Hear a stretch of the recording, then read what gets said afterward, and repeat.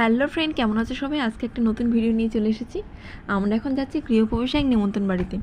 তবে এখন রাত বাজে 10:40। তো আমরা কিন্তু পৌঁছে গেছি। দেখো, বাড়িটা খুব সুন্দর করে ডেকোরেশন করা, আর আমরা এখন সবাই ঢুকছি। আসলে মা আর আমি হয়তো যেতাম না, কিন্তু বোন আর বাবা আমাদের ছাড়া যাবে না, তো সেই জন্য আমাদেরকে ওদের সাথেই যেতে হলো। আসলে মা আর আমি গিয়েছিলাম ডাক্তার দেখাতে, কিছু রিপোর্ট ছিল ঠাকুরদার, তো সেই জন্য রিপোর্টগুলো দেখাতো, সেইখান থেকে ফিরতেই দেরি হয়ে গেছে। তো যাই হোক, তো গিয়ে দেখি ফুচকার স্টল, কফির স্টল সব কিছু মোটামুটি বন্ধ হয়ে গেছে। তো কিছুক্ষণ বসে সবার সাথে গল্পগুজব করার পরে তারপর খাওয়ার দিকে চলে গেলাম। তো কী কী খেতে দিল সেটাই বলি।